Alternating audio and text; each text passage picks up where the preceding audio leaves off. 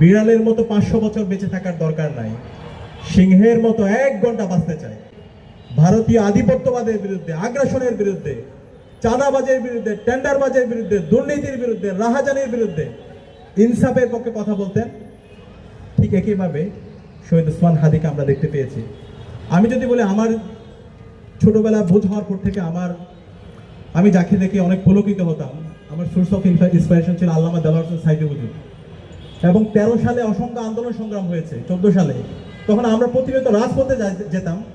আল্লামা দেলোয়ার হোসেন সাইদি হুজুরকে খুনি হাসিনার যেই ভুয়া ট্রাইব্যুনাল আছে, সেই ট্রাইব্যুনালের অবৈধ রায়, সেটাকে আমরা তার কারাগার ভেঙে আল্লামা দেলোয়ার হোসেন সাইদি হুজুরকে মুক্ত করে আমরা আবার তার তাফসির শুনবো, তার কথাগুলো শুনবো, তার ইনসাফের বাণীগুলো আমরা শুনবো। এবং সেই সময় রাজপথে নামতাম শহীদ হওয়ার জন্য। প্রয়োজনে আমরা জীবন উৎসর্গ করবো, কিন্তু আমাদের আল্লামা যেন আমাদের মাঝে ফিরে আসতে পারে। তো আল্লাহ তাআলা আমাদেরকে শহীদ হিসেবে কবুল করেননি। পরবর্তী দীর্ঘ লড়াই হয়েছে, আল্লাহ তাআলা আল্লামা দেলোয়ার হোসেন সাইদি হুজুরকে নিয়ে গেল। কিন্তু এই যে হুজুরের যে লড়াই, যে সিলসিলা, এই অঞ্চলের মানুষের মুক্তির জন্য যে লড়াই ওনারা রাস্তা দেখে গিয়েছেন, সেই সিলসিলাতে আমরা জুলাই বিপ্লবে দেখতে পেয়েছি।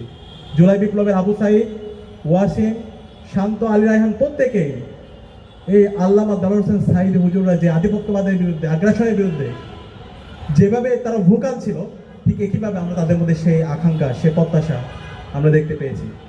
এবং বিপ্লবের পরবর্তী 1.5 বছর জুড়ে শহীদদের যে স্পিরিট, শহীদরা যে ভাষায় কথা বলেছেন, যে জন্য তারা জীবন দিয়েছেন, সে আকাঙ্ক্ষা আমরা শহীদ ওসমান হাদির বক্তৃতা, বিবৃতি, তার লেখনের মধ্যে আমরা দেখতে পেয়েছি।